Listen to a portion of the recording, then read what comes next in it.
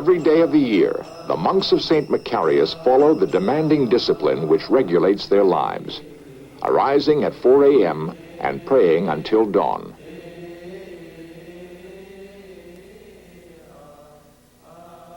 Father Jacobus El Macari came here in 1969.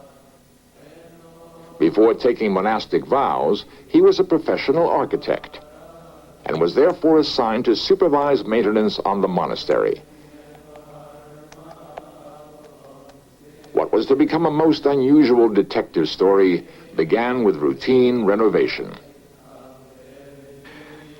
Because the old church was not sufficient for the new increasing number of the monks, they began excavating a debris of about 1 meter height.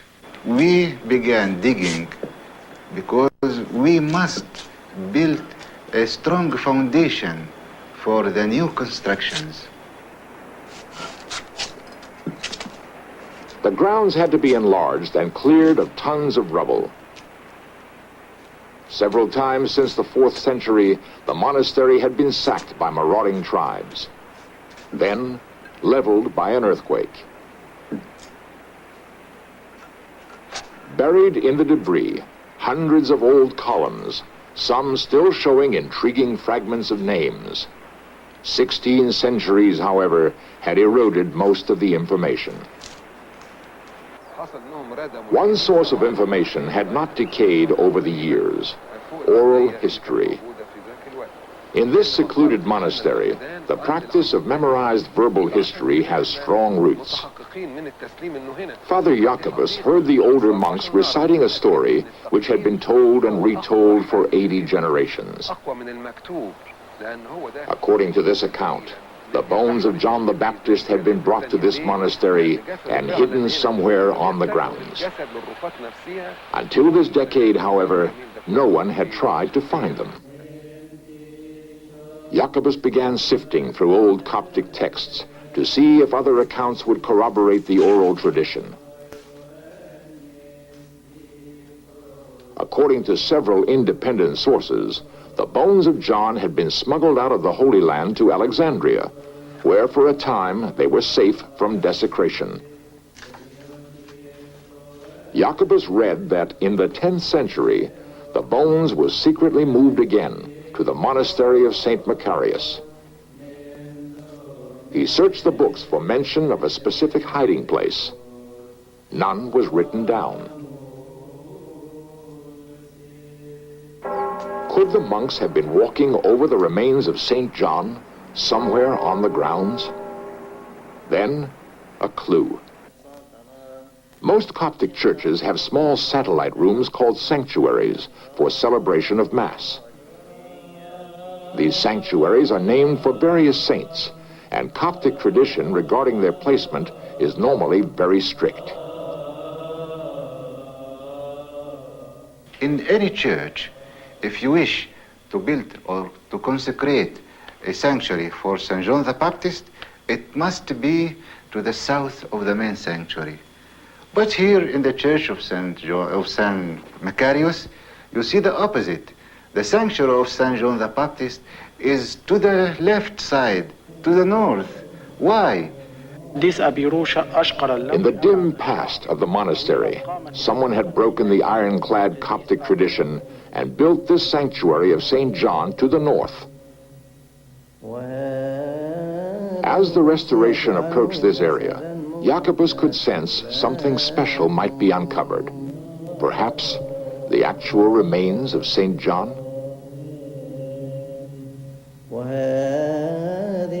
The monks realized their search was treading on fragile glass. Since the irreparable split between Catholic and Eastern Christianity 900 years ago, much blood has been spilled over far less important relics.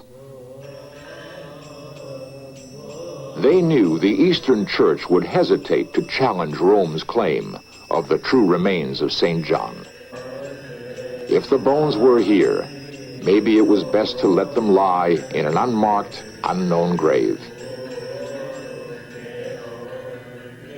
Jacobus ultimately decided to trust in God and seek the truth, regardless of political consequences.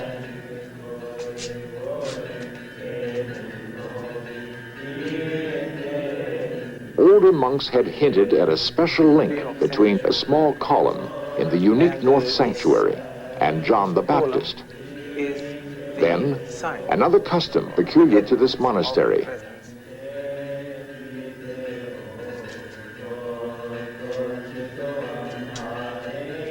It had always been a tradition to offer incense to St. John near the base of that same column. Finally, excavation work began in this area.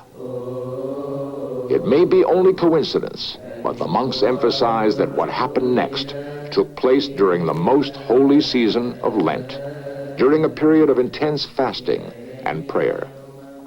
Eventually, it happened that when we began the removal, we found a wooden box.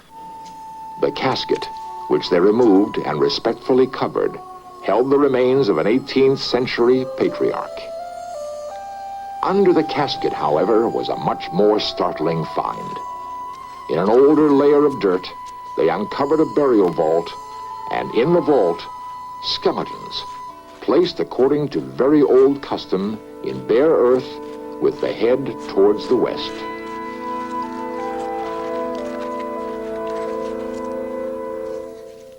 There's no way of proving that bones belong to any particular individual. I suppose we could carbon date the bones, and that would tell us the period they came from and would perhaps prove that they were not John the Baptist bones if they came from a different period.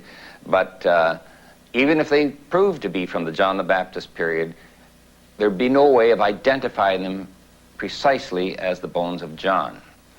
I don't think the importance of the bones lies in whether or not we can prove precisely that they belong to John. They may not. What is important is what these bones as a symbol mean for believers.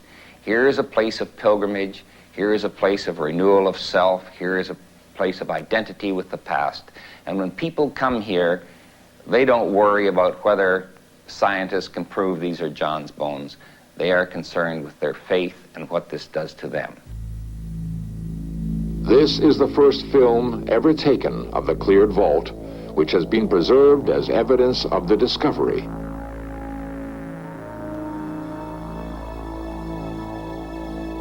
A modern reliquary was carved to house the bones.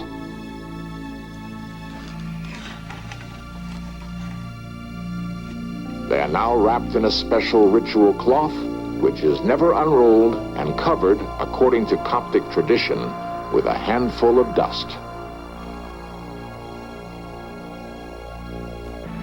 After the bones were found, the Coptic Pope made a special journey from Cairo to study the question. He advised the monks, for the time being, not to formally announce their discovery. Jacobus and his brothers obeyed. They have avoided seeking any publicity. Until this In Search Of program, no substantial film report has been made about the monastery's discovery. Is this the final resting place of the wandering prophet of the desert, John the Baptist? If so, one small band of monks have dropped a stone into the well of history, and waves will inevitably spread from this monastery beyond the borders of Egypt to the Holy Land, Rome, and the entire world.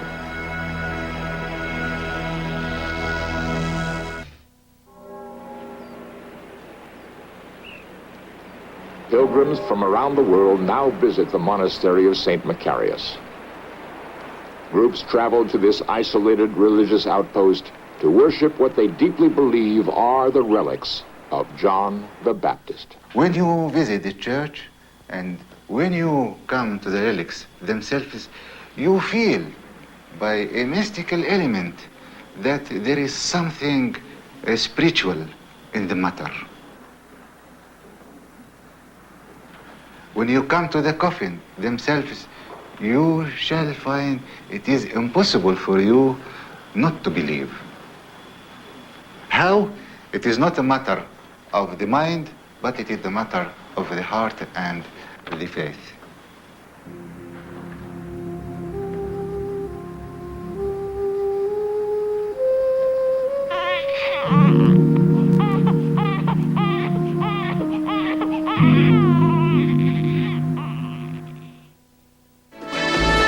Coming up next, agents hunt for the brilliant mastermind of a mass convict escape on FBI The Untold Stories.